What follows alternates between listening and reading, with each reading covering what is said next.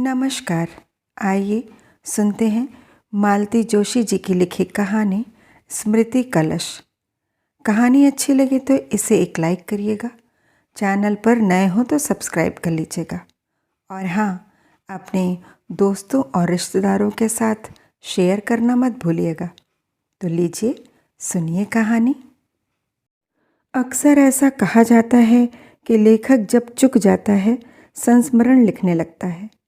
मैं जानती हूँ मेरा लेखक अभी शेष नहीं हुआ है, पर उम्र के 7.5 दशक पार करने के बाद यादों का भी एक भंडार इकट्ठा हो जाता है। उसे उलीचना तो पड़ेगा। इस सिलसिले में 40-50 साल पीछे लौट रही हूँ। उन दिनों जोशी जी की पोस्टिंग एक वज्र देहात में थी।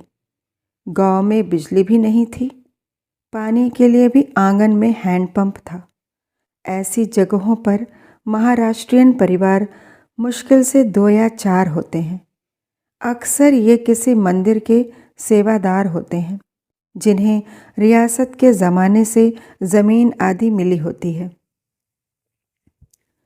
ऐसे दूरस्थ अंचल में अपनी भाषा बोलने वाला कोई मिल जाए तो अपने आप एक नाता जुड़ जाता है। एक परिवार से मेरी भी घनिष्ठता हो गई। गृह स्वामिनी ने मुझे अपनी छोटी बहन मान लिया। उनकी बेटियां मेरे बच्चों को राखी बांधने लगीं। अब तो वे नाती पोते वाली हैं, पर राखी का सिलसिला आज भी कायम है। मेरे बड़े बेटे की शादी में वे नहीं आ पाईं। संभव ही नहीं था। मैंने भी बुरा नहीं माना। शादी के बाद ग्वालियर वाले मेहमान के हाथ उनके लिए उपहार और मिठाई भेजते हुए मैंने 2 लाइन की चिट्ठी भी लिख दी कि आपके आशीर्वाद से शादी सानंद संपन्न होगी। आप आती तो और अच्छा लगता। लौटती डाक से उनका पत्र आया कि साड़ी और कपड़े बहुत अच्छे हैं, पर तुम्हारी चिट्ठी से बिल्कुल मन नहीं भरा। सब कामों से फुर्सत हो जाओ तो मुझे एक लंबी चिट्ठी लिखना। उसमें लिखना कि किसने क्या दिया, किसने नखरे किए, किसने नाक भौं सिकोड़ी, किसने मुंह बिचकाया, लड़की वालों ने कैसा स्वागत किया, बहू की किसने तारीफ की, किसने आलोचना की, किसका मुंह सूजा ही रहा, सब विस्तार से लिखना। उनके इच्छा का मान रखते हुए मैंने फिर उन्हें 4 पेज की एक लंबी चिट्ठी लिख डाली थी। शादी के बाद पहले सावन में मैं बहू को लेकर ग्वालियर गई, जो जोशी परिवार का पैतृक स्थान है।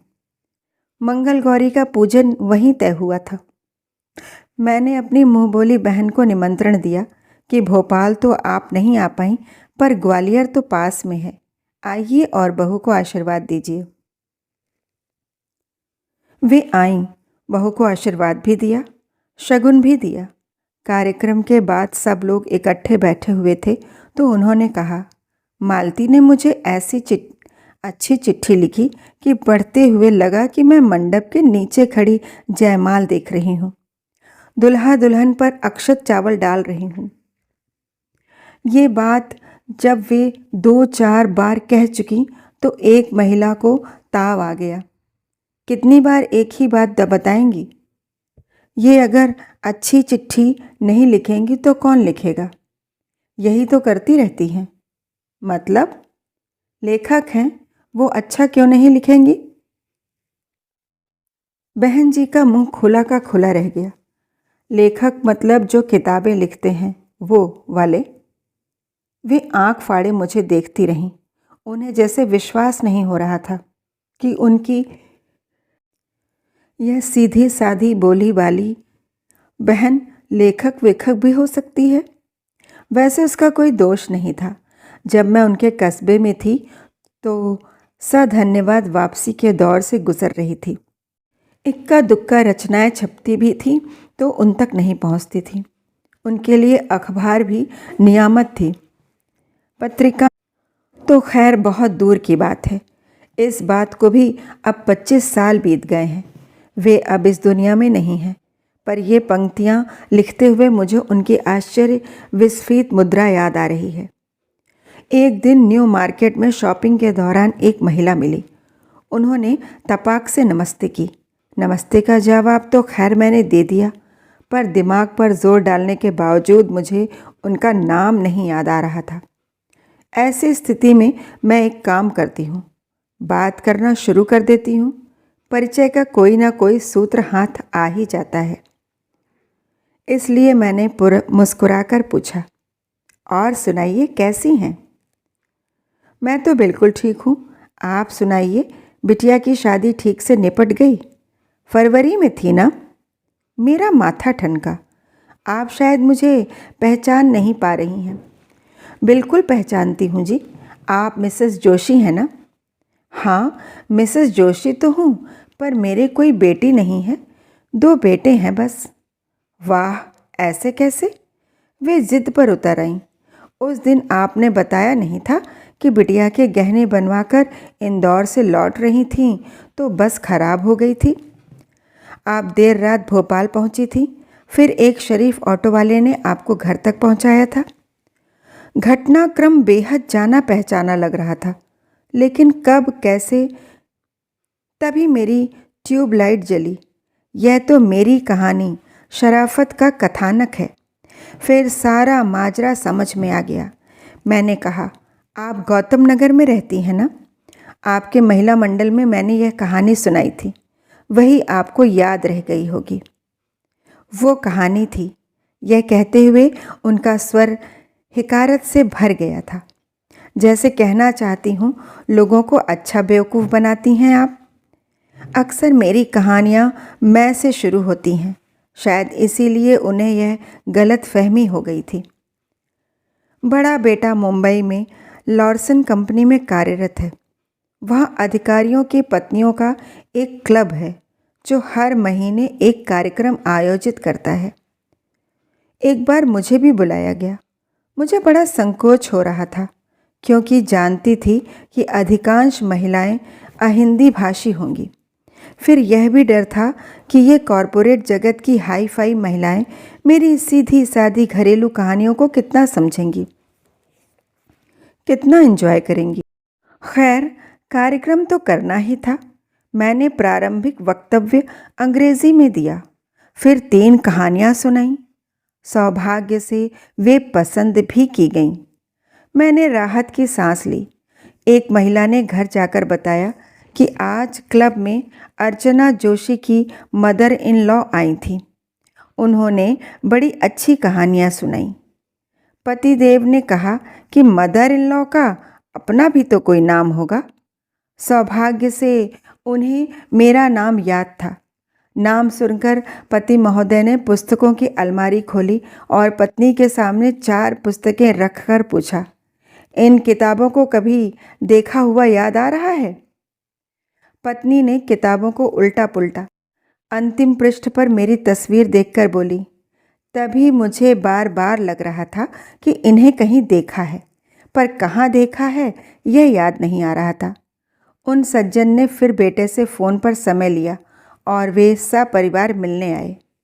अपने संग्रह की पुस्तकों पर उन्होंने मेरे ऑटोग्राफ भी लिए। उन्होंने ही हमें यह किस्सा सुनाया। एक बार मेरे भाई किसी सरकारी काम से भोपाल आए। सरकारी दफ्तरों में काम निकलवाने के लिए किसी जानकार का होना बहुत ज़रूरी है। संयोग से उन्हें एक दोस्त मिल गया। उसकी मदद से काम आनन फानन हो गया। फिर वे दोस्त को चाय के लिए घर ले आए। चलने से पहले मित्र ने भाई को कार्ड पकड़ाते हुए कहा, भाई, मई में बेटे की शादी है, आपको आना है। भाई बोले, उस समय तो मैं अमेरिका में रहूँगा, एनओसी बनवाने के लिए ही तो आया था। दीदी तो यहीं है ना? दीदी, आप ज़रूर आइए और बेटी को आशीर्वाद दीजिए। उन्होंने बैग से दूसरा कार्ड निकाला। क्या नाम लिखूं? भाई ने नाम बताया। पेन रोक कर बोले, नाम तो बड़ा सुना सुना सा लगता है। ज़रूर सुना होगा। भाई गर्वीले अंदाज से में बोले, बहुत जाना माना नाम है। उन्होंने मासूमियत से पूछा, दीदी मैरिज ब्यूरो चलाती हैं क्या? मैं और भाई दोनों एक दूसरे का मुंह देखते रह गए। बाद में भाई बार बार मुझसे माफ़ी मांगते रहे, यह कहकर कि कुछ लोगों की दुनिया दफ्तर की फाइलों तक ही सीमित होती है, इससे ज़्यादा वे कुछ जानते ही नहीं हैं। एक रिश्तेदार की बिटिया भोपाल में ब्याही गई। वर पक्ष ने यहाँ शानदार रिसेप्शन दिया, जिसे अटेंड करने के लिए रिश्तेदार सपत्नीक पधारे। मेरे घर पर ही रुके। उन्होंने मेरे लिए भी निमंत्रण पत्र का जुगाड़ कर लिया था, सो उनके साथ जाना ही पड़ा। वर के माता पिता मंडप के द्वार पर स्वागत की मुद्रा में खड़े थे। मेरा परिचय करवाया गया। हमारी बड़ी दीदी हैं, जानी मानी लेखिका हैं, आपने नाम सुना ही होगा, मालती जोशी। वाह, आपको कौन नहीं जानता, वर के पिता चौड़ी मुस्कान बिखेरते हुए बोले। आप शरद जोशी की पत्नी हैं ना? मैं सन्न। रिश्तेदार का चेहरा भी फोटो खींचने लायक हो गया। मैंने धीरे से कहा, आपको कुछ गलतफहमी हो गई है। गलतफहमी क्यों? शरद जोशी की पत्नी भी तो लेखिका हैं। हाँ, वे भी लेखिका थीं, पर दुर्भाग्य से वे अब इस संसार में नहीं रहीं। अरे, मुझे तो पता ही नहीं था, उन्होंने कहा और दूसरे मेहमानों की ओर मुड़ गए। शरद जी के साथ वाला एक और प्रसंग है। हालांकि मैं और इरफाना इसे अलग अलग पत्रिकाओं के लिए लिख चुके हैं। सन 70-72 की बात होगी। हम लोग भोपाल में नए नए आए थे। कहानी के क्षेत्र में मेरा थोड़ा नाम होने लगा था। ऐसे में जबलपुर से एक संभ्रांत महिला मुझसे मिलने आई और सीधे शरद जी के यहाँ पहुँच गई। परिचय की औपचारिकता के बाद उन्होंने कहा, मालती जी से मिलना चाहती हूँ। शरद जी ने कहा, मालती तो यहाँ नहीं रहती। इरफाना उसी समय चाय लेकर नमूदार हुई। शरद जी ने परिचय करवाया कि ये मेरी पत्नी है। शरद जी ने बाद में मुझे बताया कि उन्होंने खा जाने वाली नज़रों से इरफाना को देखा, जैसे कहना चाहती हूँ, अच्छा, इसी औरत के कारण मालती जी यहाँ नहीं रहती। उसके बाद बेचारे शरद जी खुद उन्हें लेकर मेरे घर आए। जोशी जी से परिचय करवाते हुए बोले, इस शख्स के कारण मालती जोशी हैं, मेरे कारण नहीं। अंतिम किस्सा बहुत ही स्मरणीय है, कम से कम मेरे लिए। सन 1989 में सिंधिया कन्या विद्यालय ग्वालियर में मुझे मुख्य अतिथि के रूप में आमंत्रित किया गया था। ग्वालियर की जनता अपनी राजभक्ति के लिए जानी जाती है। आज़ादी के इतने वर्षों बाद भी उसकी आस्था और निष्ठा में कोई कमी नहीं आई है। इसलिए मेरे ससुराल वाले बहुत गौरवान्वित अनुभव कर रहे थे। मैं भी कम रोमांचित या पुलकित नहीं थी। मध्य भारत और मध्य प्रदेश बनने से पहले मेरे पिता भी ग्वालियर स्टेट के ही मुलाजिम थे। उस समय महारानी साहिबा के सौंदर्य का वर्णन सुन सुनकर अभिभूत हुआ करती थी। फिर शालेय जीवन में एक बार उन्हें किसी कार्यक्रम में देखने का सुयोग हुआ। उस समय अपनी अवस्था तो गिरा अनयन नयन बिनु बाती वाली हो गई थी। वे अब राजमाता का गरिमामय पद विभूषित कर रही थी और भारतीय राजनीति की पुरोधा थी। विद्यालय का संपूर्ण सांस्कृतिक कार्यक्रम मैंने उनके बगल में एक ही सोफे पर बैठकर देखा। सारा कार्यक्रम अंग्रेजी में हो रहा था, यहाँ तक कि उद्घोषणाएं भी। मैंने राजमाता जी से कहा, आपने मुझे बतौर हिंदी लेखक यहाँ बुलाया है तो मैं हिंदी में ही बोलूँगी। वे बोली, बिल्कुल, मैं भी हिंदी में बोलूँगी। वो क्या है कि माता पिता इतने पैसे खर्च करके बच्चों को यहाँ इसलिए भेजते हैं कि वे अंग्रेज़ बन सकें, इसलिए अंग्रेज़ी पर ज़्यादा जोर देना पड़ता है।